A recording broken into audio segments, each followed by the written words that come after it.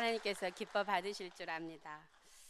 마태복음, 마가복음, 누가복음에 공이 등장하고 있는 돌아온 탕자의 비유의 가장 중요한 메시지는 하나님의 아버지의 극진하신 사랑입니다. 저는 지난주에 그러나 이 너무도 정확한 메시지 외에 또 다른 방식의 우리에게 주시는 말씀은 없을까 고민하던 끝에 조금 제 자신의 상상력을 발휘하여서 그렇다면 용서함 받은 돌아온 탕자는 이후에 어떤 삶을 살게 되었을까, 또는 어떤 삶을 살아야만 할까 하는 것에 대해서 생각해 보았습니다. 오늘은 그 2탄으로 지난번에는 아마도 거의 기억 못 하시겠지만 악을 미워하는 삶에 대해서 잠깐 얘기를 나눴습니다. 오늘은 선을 사랑하는 삶에 대해서 이야기를 나누고자 합니다. PPT 1번 보여주세요. 돌아온 탕자 앞에 놓인 두 길이 있습니다. 하나는 악을 미워하는 삶이고 또 하나는 선을 사랑하는 삶입니다. 악을 미워하는 삶도 그렇고 선을 사랑하는 삶도 그렇고, 이 둘은 아버지의 뜻대로, 하나님의 뜻대로 산다고 하는 공통의 목표를 가지고 있습니다. 그럼에도 불구하고 악을 미워하며 사는 삶과 선을 사랑하며 사는 삶의 궁극의 종착점의 풍경은 아주 다르다고 하는 것을 저는 말씀드리면서, 우리는 악을 미워하면서도 선을 사랑하는 삶으로 나아가자고 말씀드리고자 합니다. 그것을 위하여 오늘 마태복음 11장과 마가복음 8장을 본문으로 하여서 한번 제가 성도님들께 드리고자 하는 말씀을 나누어 보겠습니다. PPT 2번입니다. 두 본문이 있습니다. 한 부분은 A와 B인데요. 먼저 A를 한번 읽어보실까요? 시작. 인자는 와서 먹고 마시기를, 보라, 먹기를 탐하고 포도주를 즐기는 사람이요 죄리와 죄인의 친구로다 하니. 이 말씀은 마태복음 11장 19절의 말씀입니다. 인자는 와서 먹고 마심에 말하기를, 보라, 먹기를 탐하고 포도주를 즐기는 사람이요 세리와 죄인의 친구로다 라고 세간의 사람들이 평가를 하였다는 말입니다. B 한번 읽어보실까요? 시작. 바리새인은 서서 따로 기도하여 이르되, 하나님이여, 나는 다른 사람들 곧 토색, 불의, 간음하는 자들과 같지 아니하고 이 세리와도 같지 아니함을 감사하나이다. 나는 일에 2번씩 금식하고 또 소득의 11조를 드리나이다 하고. 이 말씀은 누가복음 18장 11절 12절의 말씀입니다. 이거는 바리새인이 자기 스스로에 대하여 하는 평가입니다. 그리고 우리가 지금 그렇게 미워하는 것처럼 바리새인은 미움을 받을 만한 사람들이 아닙니다. 그 당시 이렇게 자기가 자기를 스스로 평가하듯이 하나님 앞에서 평가한 것처럼 율법에 충실하게 산 사람입니다. 지금 우리 시대에 저런 사람을 만나면 아주 경건한 사람이라고 충분히 칭찬받을 만한 그런 사람들입니다. 그런데 A와 B 사이에 극명한 차이점이 있습니다. 무엇인지 혹시 아시겠습니까? PPT 3번 보여주세요. 이웃에 대한 태도입니다. 내 삶 속에 이웃이 어떤 존재로 있는가에 따라서 우리는 예수 그리스도를 쫓아가는 선한 삶을 살 수도 있고, 자신의 의를 자랑하는 바리새인의 삶을 살 수도 있습니다. 바리새인에게 이웃은 나의 의로움을 증명해 주는 대상으로 언제나 대상화되어 있습니다. 우리는 이런 삶을 악을 미워하는 삶이라고 합니다. 세상에 악을 짓는 사람들과 항상 자신을 분리하여서 경건한 자신을 어찌하든지 경건하게, 선하게, 아름답게, 정직하게 살려고 하는데 목표를 둔 사람들의 태도입니다. 그러나 예수님의 삶은 이웃이 당신의 삶의 전부가 되는, 이웃이라고 하는 존재 자체가 나의 삶의 이유가 되고 목적이 되는 그런 삶을 사는 사람을 말합니다.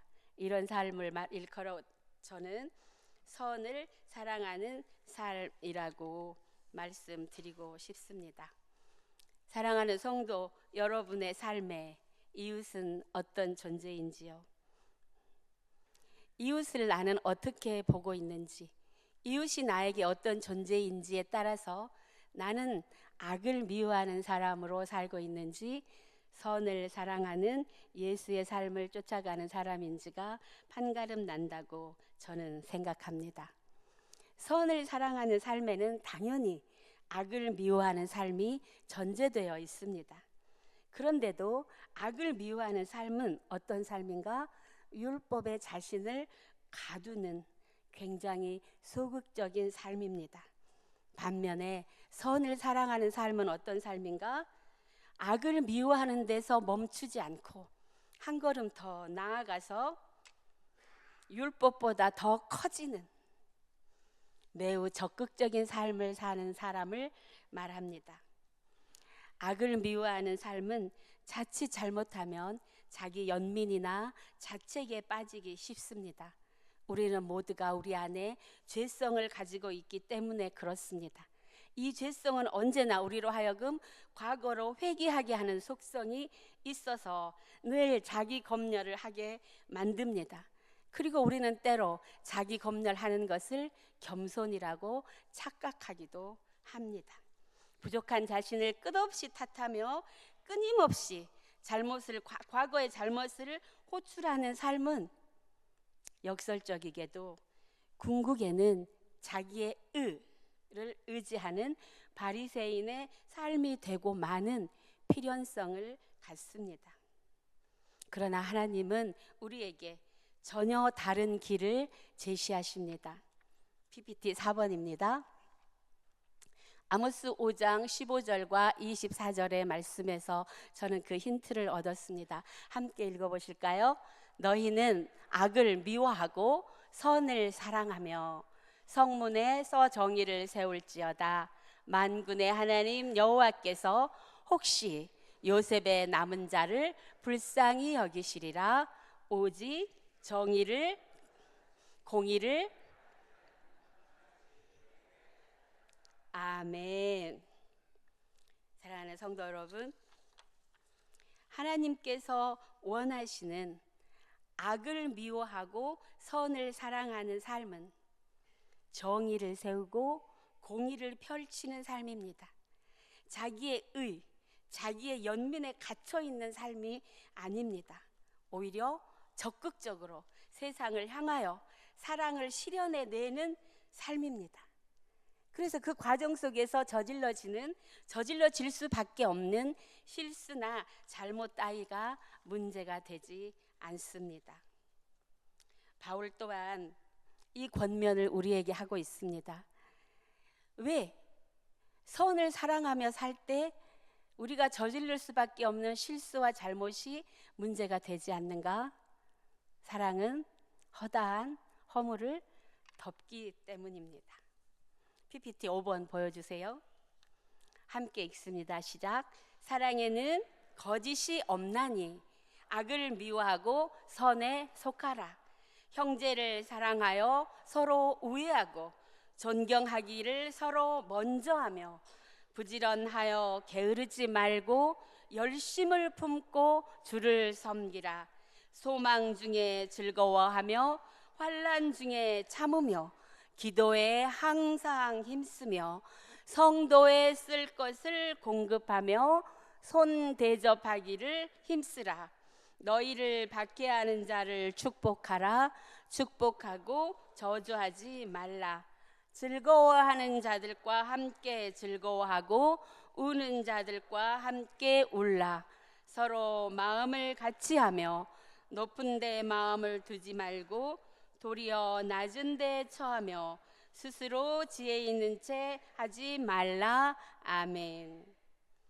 악을 미워하고 선을 사랑하는 삶은 곧장 사랑을 하는 삶이라고 바울은 우리에게 말합니다. 끊임없이 나에게만 집중하고 끊임없이 나에게만 파고 들어가는 삶이 아니고 나에게 집중하였던 그 힘을 이웃에게로 향하는 삶이 바로 악을 미워하고 선을 사랑하는 삶이라고 합니다. 주님은 우리에게 이런 삶을 살게 하시기 위해서 한 가지 말씀으로 우리를 초청하십니다. PPT 6번 보여주십시오.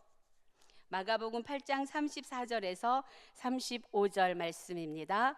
무리와 제자들을 불러 이르시되 누구든지 나를 따라오려거든 자기를 부인하고 자기 십자가를 지고 나를 따를 것이니라. 누구든지 자기 목숨을 구원하고자 하면 잃을 것이요 누구든지 나와 복음을 위하여 자기 목숨을 잃으면 구원하리라. 아멘. PPT 7번입니다. 자기를 부인한다는 말에 원래 헬라어는 아파르네오마이라고 하는 뜻인데요. 이것은 성경에 신약 성경에 2번 쓰였습니다. 한 번은 베드로가 이 말은 사실은 고쳐야 하는 단어인데 어찌됐든 성경에 그렇게 나와 있으니 제가 오늘은 그 말을 씁니다. 계집종 앞에서 나는 예수를 절대로 모른다 라고 부인했다라고 할 때 이 아파르네오마이를 썼습니다. 그래서 이 아파르네오마이의 뜻은 무슨 말인가? 아예 나는 모릅니다. 절대로 모릅니다 라고 딱 잡아떼는 것. 이것이 아파르네오마이, 여기서 예수님이 자기를 부인한다라고 할 때 사용하였던 단어입니다. 이 말은 관계를 깨어지게 만든 죄성이나 반역성을 부인하는 것입니다. 그리고 하나님과 인격적 관계를 회복하기 위해서 하나님의 뜻에 순복하는 것을 아파르네오마이, 자기 부인이라고 합니다. 이 말에 가장 적합한 성경 구절이 있는데 고린도 후서 5장 17절의 말씀입니다. 함께 읽으실까요? 누구든지 그리스도 안에 있으면 새로운 피조물이라. 이전 것은 지나갔으니 보라 새 것이 되었도다. 아멘. 과거의 우리를 부인합니다. 딱 잡아뗍니다. 모릅니다. 나는 과거에 누구였는지 모릅니다. 하나님과 우리의 관계를 깨뜨려버린 나의 죄성에 대해서 No, never, 모릅니다. 그리고 무엇에 순복합니까? 하나님이 너는 이제 내 아들이야. 너는 이제 내 딸이야. 내가 너를 낳았어. 너는 이제 새로운 존재야. 새 것이야. 너는 내 것이야 라고 하는 그 말씀에 어떻게 합니까? 아멘으로 순복하는 것. 바로 이것이 자기 부인이라는 말입니다. 이 자기 부인이 지금까지 여러 가지 이야기로 설명되어서 다시 한번 아주 쉽게 설명을 하면 이런 겁니다. 아빠가 어린 자녀에게 영미야, 단 것을 많이 먹으면 이빨이 썩는다. 단 것 많이 먹지 말고 잠자기 전에는 반드시 양치질 해라. 그렇게 저에게 말씀을 하셨어요. 그런데 나는 단 것이 너무 좋아요. 단 것이 먹고 싶어요. 그리고 양치질을 할 때는 치약 냄새가 너무 싫어요. 양치질 하기 싫어요. 그리고 오늘은 너무 피곤해서 양치질 하고 싶지 않고 그냥 이불 속으로 폭 들어가서 자고 싶어요. 그런데도 불구하고 아빠가 영미야, 단 거 먹지 말고 양치하고 자렴 했기 때문에 네 아빠 하고 욕실로 들어가는 행위, 바로 그것을 일컬어 자기 부인이다 라고 김은철이라고 하는 신학자가 쉽게 풀어주었습니다. 그런 차원에서 자기 부인은 어떤 것인가? 절대적으로 자신을 타인에게 내어놓는 행위입니다. 나의 것을 고집하지 않는 것입니다. 그 다음 PPT입니다. 그래서 이것은 아파르네오마이는 신학적으로는 이타적 금식 행위라고 말할 수 있습니다. 이웃의 이익을 위해서 나의 욕망을 무화, 없는 것처럼 해버리는 것. 이것은 무엇인가? 내가 나의 십자가를 지는 것입니다. 내가 나의 십자가를 지는 것은 무엇과 같은가? 나의 목숨을 잃어버리는 것과 같습니다. 내가 나를 없는 것처럼 하고 나의 이웃의 이익을 위하여서 나를 내어줄 때, 그때 내게 오는 것은 기쁨이기도 하지만 시련이기도 합니다. 이거를 기꺼이 받아들이는 행위, 이것이 바로 아파르네오마이. 이 단어 하나는 외우시기 바랍니다. 함께 할까요? 아파르네오마이. 아파르네오마이. 하나님 앞에서 끊임없이 자기 부인을 할 수 있어야만 우리는 선한 삶을 향하여 나아갈 수 있습니다. 그리고 두 번째는 무슨 뜻을 가지고 있는가? 나 없음. 나 없음입니다. 내가 나의 의를 지키기 위하여, 나 오영미가 나 오영미답기 위하여 내가 갖고 있는 나의 욕망이 있습니다. 그러나 그것을 이웃을 위해서는 얼마든지 이 욕망을 벗어버리고 내가 지키고 싶은 나의 경계를 허물어 버리고, 그리고 이웃과 하나 되어 사는 것.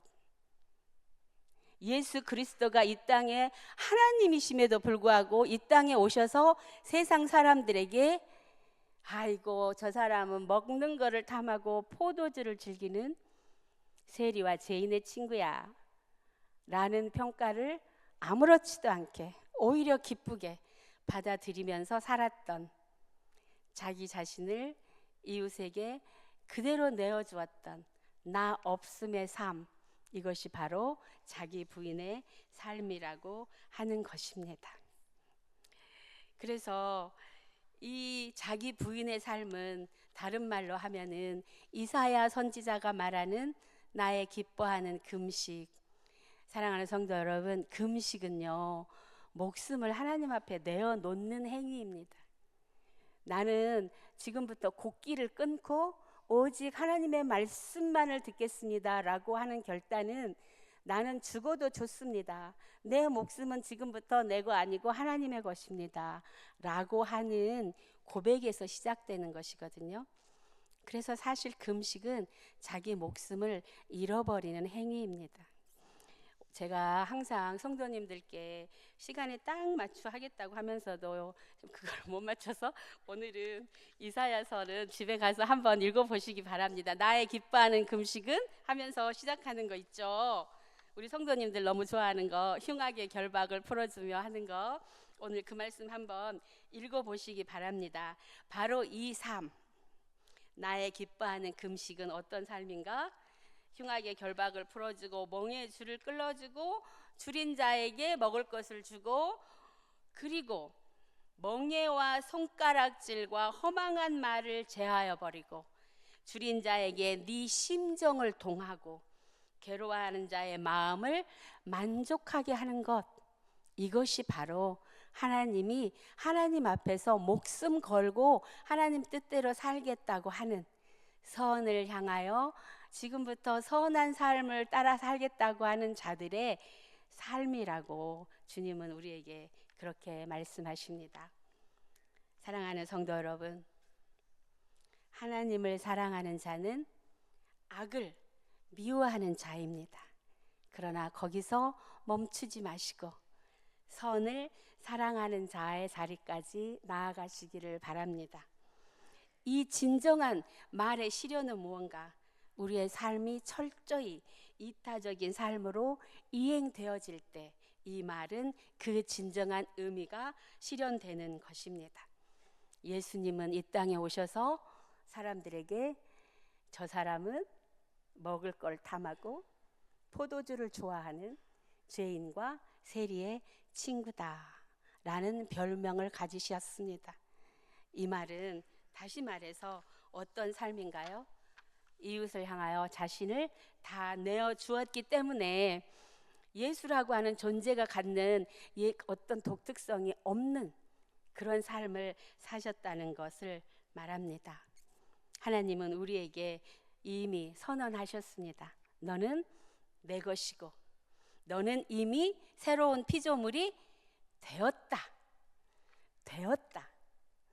될 것이다가 아닙니다. 우리가 선을 쌓아서 우리가 예배를 열심히 드려서 새로운 피조물이 될 것이 아니고 이미 새로운 피조물이 되었습니다. 이것을 기쁨으로 받아들이십시오. 그리고 나의 변화된 신분에 맞추어서 그 신분에 걸맞는 사람으로 살아가시기 바랍니다. 우리는 하나님의 자녀이고 예수 그리스도로 인하여 새로워진 새로운 피조물입니다. 그러니 당당하게 그러나 아름답게 이웃을 향하여 나를 다 내어주시는 삶을 사시기 바랍니다. 그것은 아주 쉬운 삶이라고 말씀하십니다. 어떤 삶인가? 그냥 이웃과 더불어 사는 일상을 사는 것입니다. 종교를 가졌기에 뭐 특별하게 거룩한 일을 하는 게 아닙니다. 내 이웃과 함께 우는 자가 있으면 함께 울고 웃는 자가 있으면 함께 울고 그렇게 사는 것입니다. 나의 거룩을 위해 높이 쌓았던 성을 허물어 버리고 이웃에게로 낮아져서 고개를 숙이고 그에게로 먼저 들어가는 삶입니다. 높은 데 마음을 두지 않고 낮은 데 마음을 두고 지혜 있는 척 하지 않고 함께 어리석은 자로 그냥 그렇게 사는 것입니다. 한마디로 말하면 아주 좋은 이웃으로 사는 것, 그것이 하나님 보시기에 선을 사랑하는 삶이라고 하나님은 우리에게 말씀하십니다. 사랑하는 성도 여러분, 이런 삶을 살다 보면 우리는 때로 어려움에 직면할 수 있습니다. 예수님처럼 엉뚱한 이야기로 우리가 비난받을 수도 있습니다. 그러나 좌절하지 마십시오. 우리 주님이 이 땅에 계실 때 세상 사람들로부터 어떤 대접을 받으셨는지 잊어버리지 마시기 바랍니다. 그래서 내가 이웃을 사랑하면서 당하는 오해, 비난, 고난은 도리어 주님이 내 안에서 나와 함께 계시다고 하는 것을 증명하는 또 다른 방식의 은혜이며 축복임을 믿으시기 바랍니다. 우리는 더 이상 마귀의 유혹에 빠져 자신을 죄인이라고 자책하지 않습니다. 우리는 하나님의 귀한 백성입니다. 우리를 비난하는 이들에게 당당하게 선포하십시오. 나는 하나님의 자식이야. 그리고 그 하나님의 자식의 신분에 맞게 이 땅에서 빛나고 아름답게 당당하게 선을 이루시며 살아가시기를 축복합니다. 특별히 새신자가 오셨을 때 우리 새신자 위원들께서 그렇게 해주시기 바랍니다. 선한 이웃이 되어서 그렇게 그들을 그리스도의 사랑으로 품으시기 바랍니다. 더 낮아지시고 더 모른 척 하시고 그렇게 같은 자리에서 함께 그리스도의 빛을 발하는 아름다운 새신자위원회가 되시기를 축복합니다. 기도하겠습니다. 하나님 감사합니다. 저희는 이제부터 다시 한번 우리 마음속에 도장을 콱 찍습니다. 나는 하나님의 자녀입니다. 나를 위하여 하나님이 친히 이 땅에 오셔서 돌아가셨습니다. 그리고 부활하여 나를 하나님의 백성으로 인치셨음을 감사합니다. 이제부터 하나님, 나의 것을 챙기느라 분주하지 않고 나의 것을 나누느라 분주한 삶을 살게 하여 주시옵소서. 나에게로만 향하여 있던 이 관심과 에너지를 내 이웃을 향하여 쏟아내게 하여 주시옵소서. 그리하여 정말 좋은 이웃, 정말 좋은 이웃으로 이 땅에서 그리스도의 사람으로 살 수 있게 역사하여 주옵소서. 예수님의 이름으로 기도합니다. 아멘.